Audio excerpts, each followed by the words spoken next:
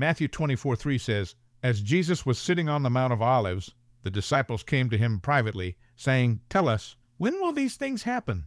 And what will be the sign of your coming, and of the end of the age?'" Verse 4, "And Jesus answered and said to them, 'See to it that no one misleads you.'" Verse 5, "For many will come in my name, saying, 'I am the Christ,' and will mislead many." Verse 6, "You will be hearing of wars and rumors of wars. See that you are not frightened, for those things must take place, but that is not yet the end." Verse 7, "For nation will rise against nation, and kingdom against kingdom, and in various places there will be famines and earthquakes." Verse 8, "But all these things are merely the beginning of birth pangs." Verse 9, "Then they will deliver you to tribulation, and will kill you, and you will be hated by all nations because of my name." So, when will these things happen? 1. Many will come in my name. This can be someone literally saying, "I am the Christ," but it is proving to be those who consider themselves as an emissary of Christ, such as ordained pastors who speak for Christ, but are blindly following New Age or errant doctrines. Or, as we are clearly seeing now, in our day, institutional deception, where entire denominations fall away from the clear teachings of Jesus and lead millions astray. Also see shipwrecked. So, how can we know which of the false Christ Jesus is referring to? Which will mark the end of the age? 2. Wars and rumors of war. There have been thousands upon thousands of wars and conflicts since the time of Christ. Most notable for their scope and breadth are the religious crusades from 1095 to 1291, Muslims versus the Latin Church, almost 2 million dead. World War I from 1914 to 1918, 17 million dead. And World War II from 1939 to 1945, over 70 million dead.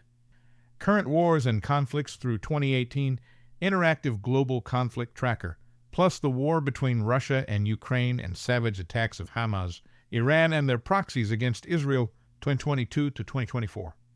So, how can we know which wars and rumors of wars Jesus is referring to, which will mark the end of the age? 3. Earthquakes and volcanoes. Earthquakes are nothing new. In fact, they are so numerous that I can only give you a web link by period of time and let you view what has been recorded. But Jesus did warn they would come. List of earthquakes by period. Use the links below. Before 1901. 1901 through the year 2000.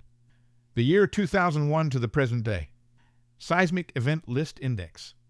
Volcanoes are nothing new either, but it would seem that seismic events volcanoes are on the rise. Figure 1. Graph lines showing the number of volcanoes reported to have been active each year since 1400 and 1800 CE. At first glance, the nearly exponential increase through recent centuries suggests that the planet may soon be overwhelmed by volcanic activity. But this increase tracks the striking growth of global population that has spread potential observers of eruptions over much of the Earth and the technological advances that have facilitated reporting of those eruptions. Global Volcanism Program, 2013. Volcanoes of the World, Smithsonian Institution, January 2020. So, how can we know which earthquakes Jesus is referring to, which will mark the end of the age? 4. Famines. Famines have taken hundreds of millions of lives since the time of Christ, so this is nothing new either. See this chart showing the famine victims since the 1860s. So, how can we know which famines Jesus is referring to, which will mark the end of the age? 5. Persecution. Jesus tells us there will be a worldwide persecution of Christians. A look at history shows us that in the first few centuries, Christianity grew quickly. By AD 325, an estimated 7 million people were Christians, with as many as 2 million killed for their faith in Jesus. However, according to a Christian think tank, the Center for the Study of Global Christianity, CSGC, says 900,000 Christians have been martyred in the last decade, equating 90,000 a year. That is one every 6 minutes. This may be the most dangerous time in history to be Christian. At least 327 million Christians face persecution, according to Aid to the Church in Need Aiken, which released its biannual report on religious freedom in the world in November 2018.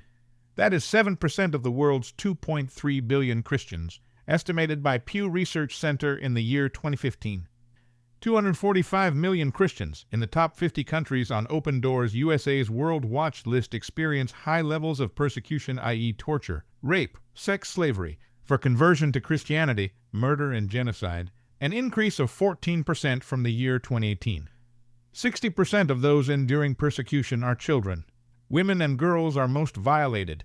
Release International, a UK-based human rights watchdog in operation for the past 50 years who partner with US-based Voice of the Martyrs, said they expect global anti-Christian persecution is set to rise sharply in the year 2019. Read the report here. So, how can we know which period of Christian persecution Jesus is referring to, which will mark the end of the age? So, where does all of this lead? You will know when the end of the age is near, not when one or two of these events occur, but when all of these things occur and converge concurrently, as Jesus said they would. Then these things are the harbinger of those things which are yet to come to pass. Also, see the tribulation of those days. The phrase, the beginning of birth pangs, is a statement made by Jesus in or around the year AD 30 and is a translation of the Greek archeodin.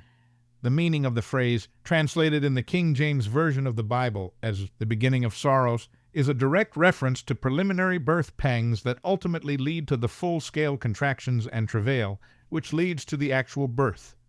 Recognizing the Old Testament reference that Jesus referencing is an essential but often overlooked key to determining the timing of the prophecy. Jesus was pointing his disciples to two key passages from the prophet Isaiah. These passages are found in Isaiah 26, a portion of Scripture that is sometimes referred to as Isaiah's little apocalypse. There, the Lord speaks through Isaiah, specifically contrasting the expectations of the Jewish people regarding deliverance, redemption, and physical resurrection with the reality of the pain, suffering, and travail that they had corporately experienced. In verses 16 through 18, the complaint of Israel is raised that despite having endured the great suffering of labor, the expected birth of deliverance, redemption, and resurrection had not arrived. This helps make clear that the last days and the opening of the first 5 tribulation seals began in or around the birth of Christ through AD 95. When considering this question, we must once again look at the words and testimonies of Jesus and the apostles who referred to these periods and to those days as the last days, the last times, the end of all things, the end of the ages, and Jesus has appeared, once for all, at the end of the ages. Here are the references which further confirm these dates.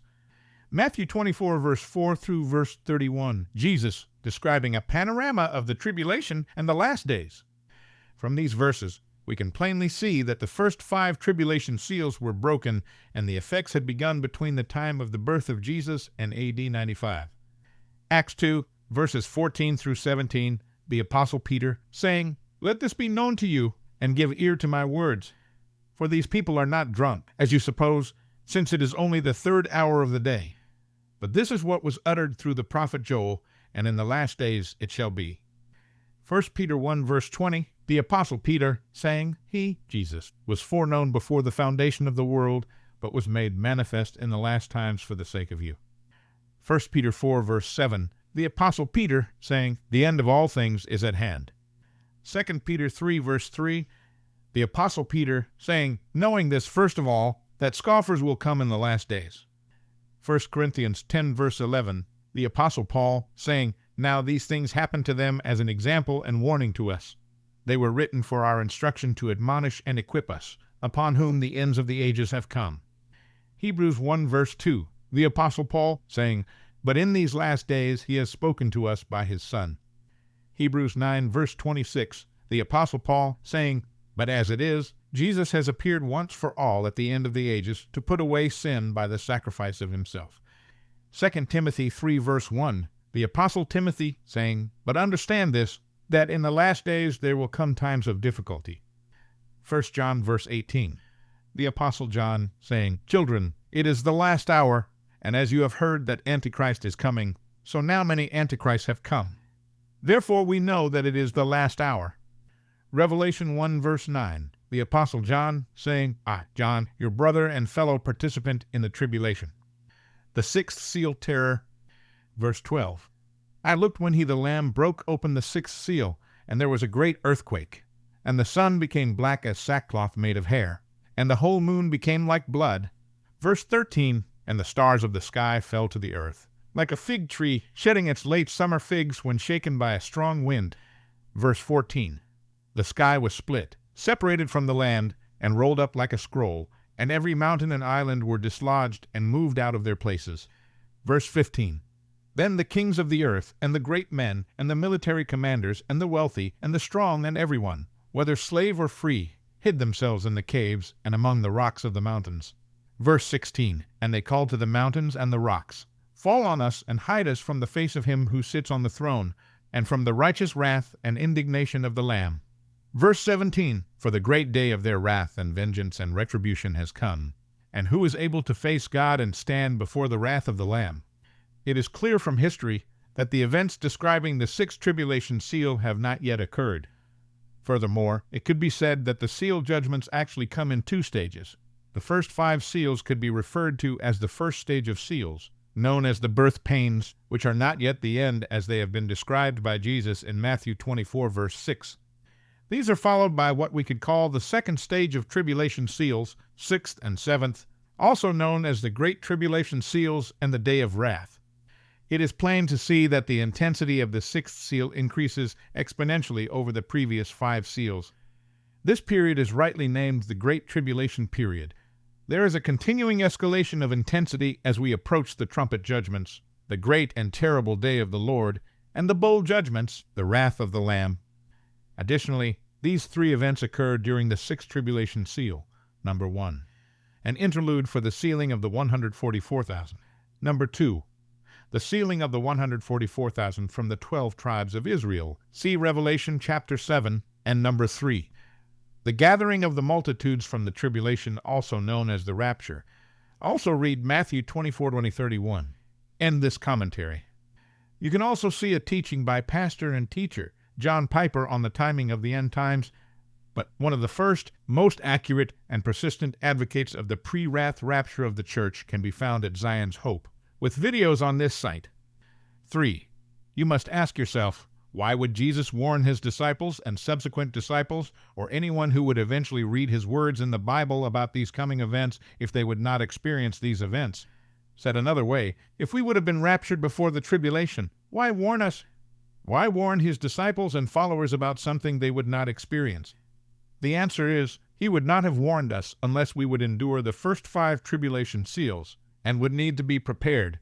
Note, the first 5 tribulation seals have been opened progressively since around the birth of Christ, have been overlapping, occurring concurrently and converging, and increasing in intensity to this day, all of which will lead to the future opening of the 6th tribulation seal. This will usher in the Great Tribulation, also known as the great and terrible day of the Lord, with cosmic disturbances, a blood-red moon, a darkened sun, the rapture, the multitude of people out of the tribulation before the throne of God, the sealing of the 144,000 from the 12 tribes of Israel. 4. How can we tell which wars and rumors of wars, famines and earthquakes were the result of the breaking of the first seal of the tribulation? Because there have been thousands of them since Jesus said these words. 5. I say again, Jesus, the apostles Paul, Peter, and Timothy, plus direct, clear, and obvious scriptural references in Hebrews 1 verse 2, Hebrews 9 verse 26, Acts 2 verse 14 through 17, 2 Timothy 3 verse 1, 1 Peter 1 verse 20, 1 Peter 4 verse 7, 2 Peter 3 verse 3, confirm that these events began in or around the birth of Christ through AD 95. 6. Was Jesus wanting to scare listeners into believing by warning them ahead of time? I think not. Trickery is not in Jesus' character, and he tells us do not be frightened by these things. 7. Jesus tells his disciples and subsequent disciples, or anyone who would eventually read his word in the Bible, in Matthew 24 verse 6, that you will be hearing of wars and rumors of wars. See that you are not frightened, for those things must take place. But that is not yet the end. Verse 7, for nation will rise against nation, and kingdom against kingdom, and in various places there will be famines and earthquakes. Verse 8, but all these things are merely the beginning of birth pangs. And a few verses later, Matthew 24 verse 13, but the one who endures to the end, he will be saved. If we will have been raptured and out of harm's way when these things begin, then why would he be telling us these things? Why is Jesus telling us that we should not be frightened by the wars, rumors of wars, nations rising against nations, famines, earthquakes, and that we must endure to the end to be saved if we would not be affected. Again, I ask if we will have been raptured and out of harm's way when these things begin. Then why would he be telling us these things? Finally, let's look at it this way. When Hurricane Irma hit the U.S. in 2017, it was classified as a Category 5 storm. As Irma progressed up the peninsula of Florida, it became a Category 4 storm. Then, as it entered Alabama, it became a Category 3 storm. And finally, as it entered Georgia, Irma became a tropical storm. And later, as it entered Tennessee, it became a rain event. To those in the various areas and states which Hurricane Irma entered, it would have appeared to them that Irma might have been 5 different storms, occurring consecutively. First a Category 5 storm, then a Category 4 storm, then a Category 3 hurricane, then a tropical storm, and finally a rain event. But if viewed from above, it was one continuous storm, progressively unfolding to its conclusion. So it is with the breaking of the tribulation seals. Your brother and friend, Mike Young. More on the pre-tribulation, pre-wrath rapture. Watch each of the 5 videos on this page, which explain the pre-wrath rapture and teaching commentary on this subject by Pastor John Piper. Please watch, listen, pray, and think.